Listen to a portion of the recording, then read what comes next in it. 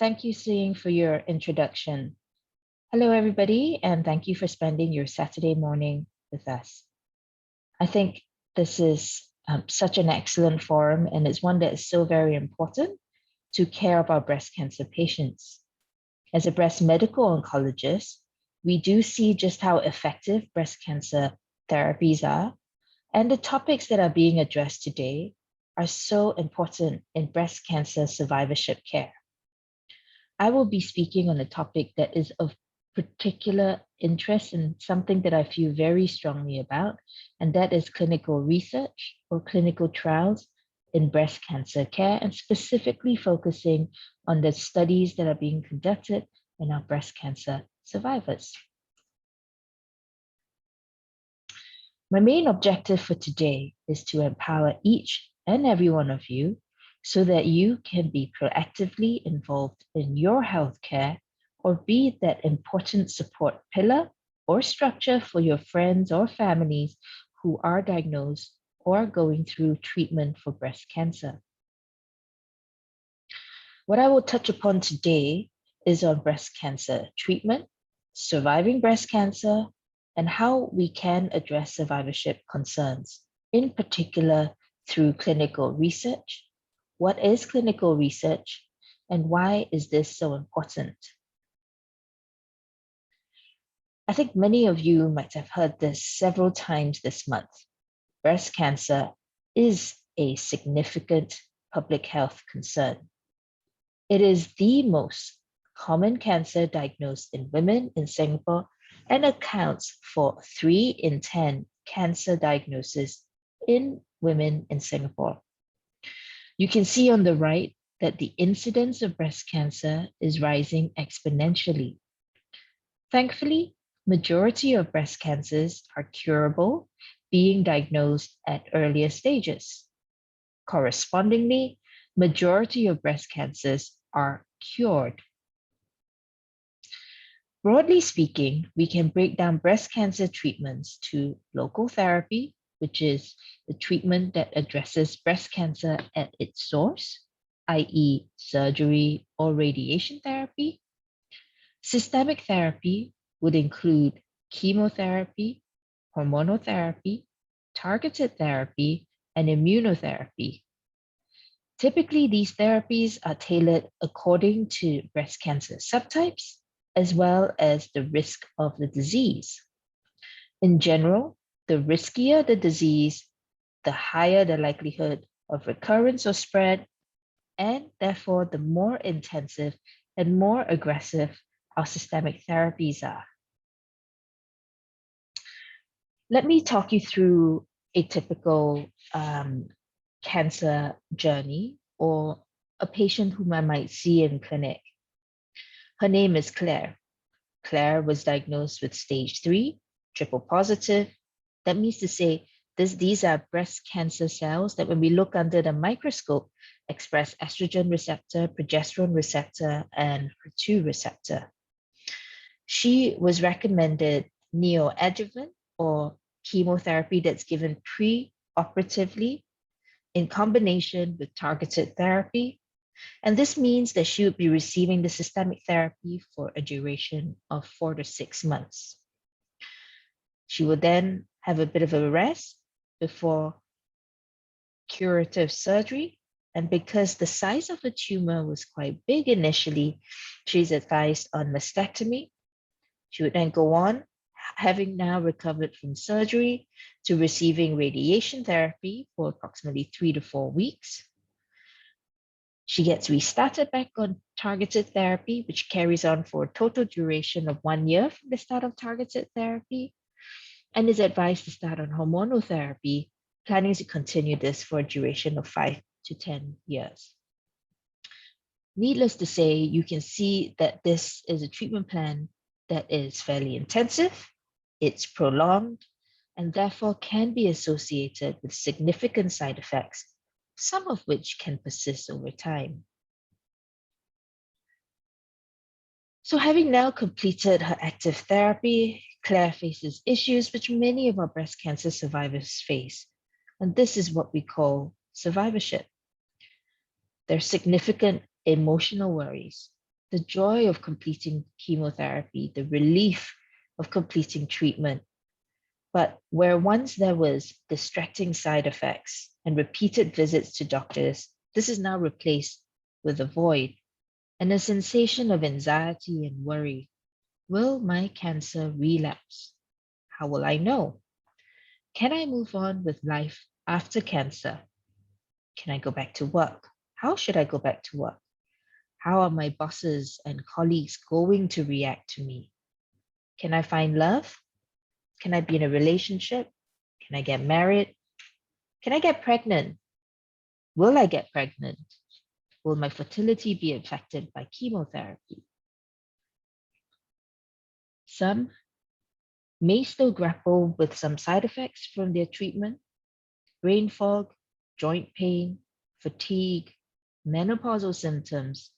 We will hear about lymphedema shortly, numbness, neuropathy, etc.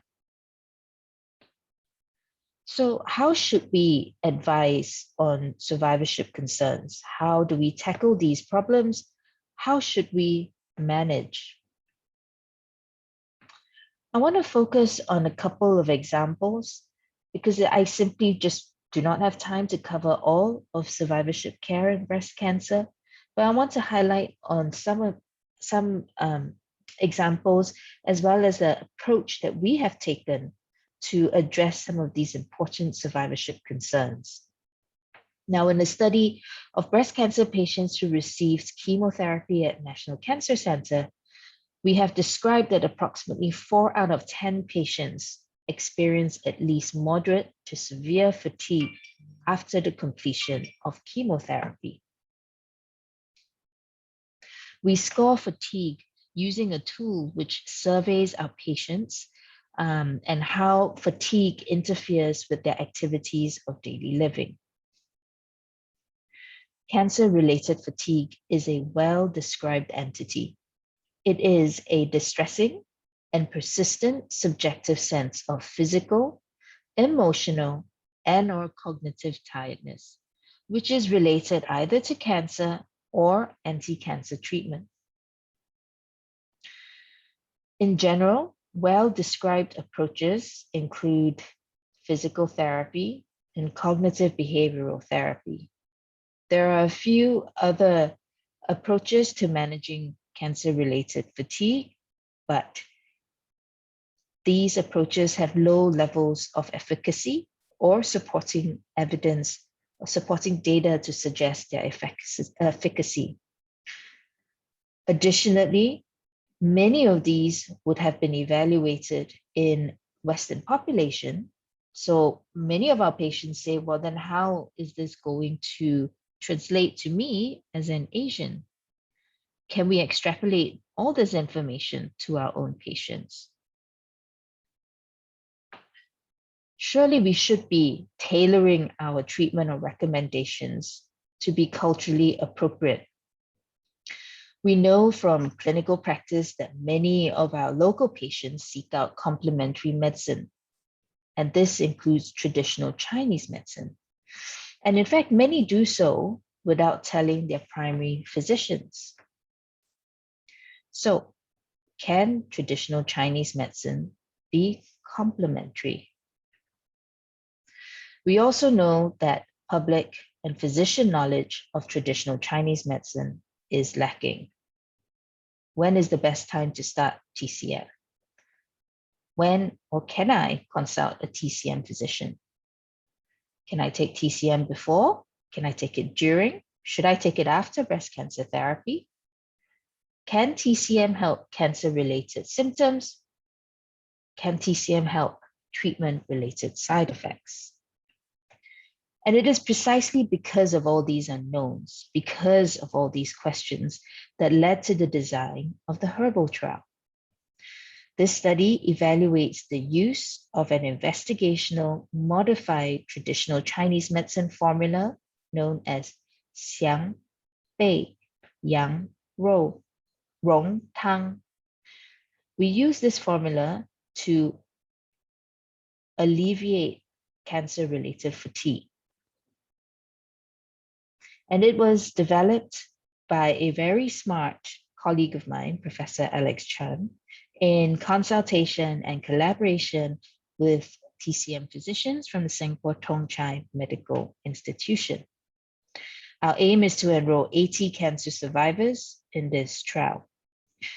And so our survivors can help to contribute back to understanding their disease, to understanding their symptoms, and how best to treat it, in addition to having access to Chinese physician and herbal formulation in a controlled environment. And every trial has an aim, and ours is to determine whether our TCM investigational drug can help reduce fatigue. We look at inclusion and exclusion criteria, which states to be included, you have to be at an age of consent, which in Singapore is above the age of 21. You must have completed surgery, chemotherapy, or radiation therapy for at least a month.